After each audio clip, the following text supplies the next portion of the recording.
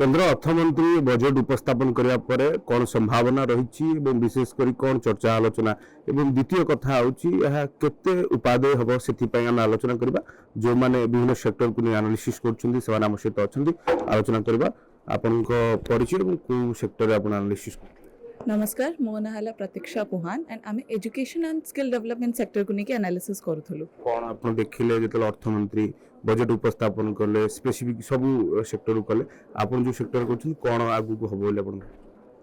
ए वर्ष अर्थमंत्री youth population massive step सब नहीं जमती कि एबे जो करंट ट्रेंड जमती कि एनिमेशन और गेमिंग सेक्टर ऊपर फोकस दिए कि national institute of creative technology Mumbai रे ताको सपोर्ट करा जिवो आ कंटेंट क्रिएटर लैब्स एस्टाब्लिश हम 15,000 स्कूल्स और 500 कॉलेजेस रे जोटा गोटे बहुत बड़ा स्टेप जोटा क्रिएटिविटी को प्रमोट करिवो आ गोटे हला जो हमर स्किल गैप रहउथला माने इंडस्ट्री को कोन स्किल दरकार एंड आमे सब एजुकेशन रे को टाइप रो आमे पाठ पढ़ा करूछु से गैप टा को फुलफिल करिया पे से आउट मेजर स्टेप नहीं जंती 5 यूनिवर्सिटीज टाउनशिप एस्टाब्लिश हबो जो जगह उडा रे इंडस्ट्रीज अछि सेही जगह रे ताकि पिला माने रियल टाइम एक्सपीरियंस नहीं पारिबे एंड एम्प्लॉयबिलिटी पाई पारिबे इंडस्ट्रीज गुडी करे निहाती भाबरे एटा बहुत बड़ा स्टेप जहा द्वारा पिला को एजुकेशन मिलिबो एम्प्लॉयमेंट मिलिबो स्किल्स बढ़िबो एंड ओवरऑल विकसित भारत जो एम टा रही सेटा को अचीव करबा पई सब स्टेप गुडी को निया जाई छी निहाती भाबरे एटा बहुत इंपोर्टेंट रहइबो। निश्चित भाव आलोचना करथिला आपन ना कोन को सेक्टर रे आपन एनालिसिस नमस्कार मु चिराग मु एग्रीकल्चर और रूरल डेवलपमेंट सेक्टर करथली आमर यह आशा थिला जे केमती एआई को यूज करके आम एग्रीकल्चर डेवलपमेंट कर परिबा सेति भारत सरकार गोटे एआई टूल भारत विस्तार बोली लॉन्च करला जोटा कि विभिन्न भाषा थी जे कृषि माने निज निज लैंग्वेज ताको शिखि पारिबे सेटा तांको क्रॉप विषय डिटेल दबा और डिसीजन मेकिंग रे हेल्प करियो आ महिला मान रूरल एरिया रे डेवलपमेंट पे से गोटे सी मार्ट स्कीम लॉन्च करछंती जोटा तांको निज पे सेल्फ एम्प्लॉयमेंट प्रोवाइड करिवो आउ जमती हाई एग्रीकल्चर क्रॉप जमती कोकोनट आउ नट्स सेटा को से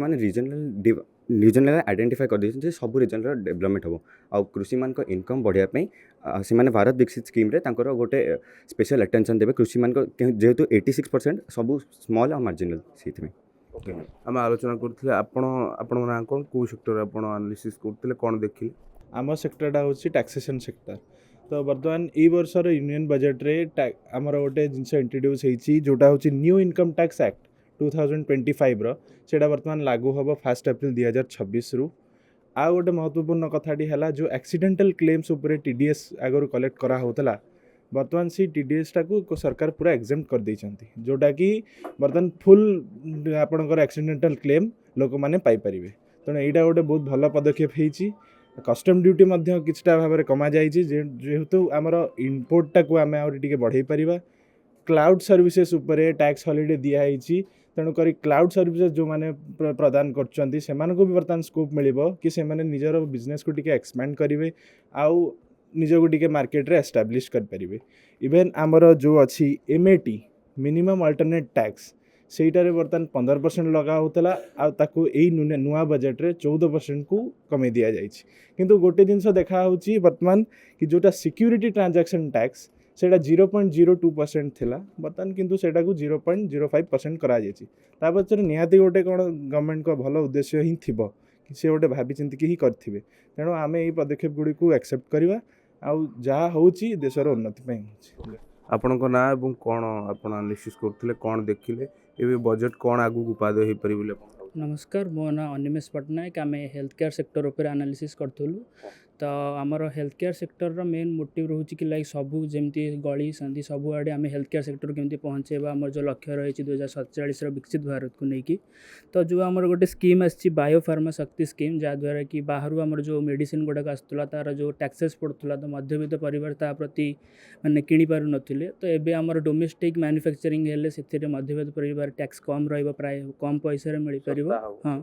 आउ लाइक इथरे भी नुआ जॉब माने चाकरीर भी सुजोग सृष्टि हो पारिबो आउ जेमती रहिले कि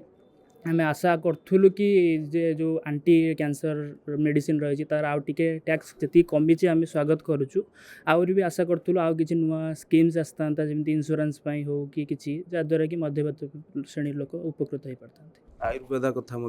कहुई आयुर्वेदा को आहरी केमती डेभलप करा इंस्टीट्यूट प्रतिष्ठा कथा मत कहुई हाँ तो से 3टा नुआ आयुर्वेदिक इंस्टीट्यूट एस्टाब्लिश करने आम से भी स्वागत कर। मैडम आपन ना कौन को सेक्टर आपन एनालिसिस नमस्कार मो ना गायत्री सुस्मिता मु इन्फ्रास्ट्रक्चर सेक्टर एनालिसिस करूली ए वर्ष गवर्नमेंट इन्फ्रास्ट्रक्चर पे बहुत पदक्षेप नहीं यूनियन बजेट रे जेपरिक बहुत सारा इम्प्लिकेशन कर नुआ नुआ स्कीम्स जमती कि नेशनल वाटरवे स्कीम जोटा कि आमर सब की पोर्ट ओडिशार हाईलाइट करपरिक सब मिनरल रिच इंटीरियर जेपरिक तालचेर अनुगुल को हो सेटा पारादीप पोर्ट सहित कनेक्ट कर एवं बहुत सारा जो कनेक्टिविटी फैसिलिटी टे अधिक रवर्ष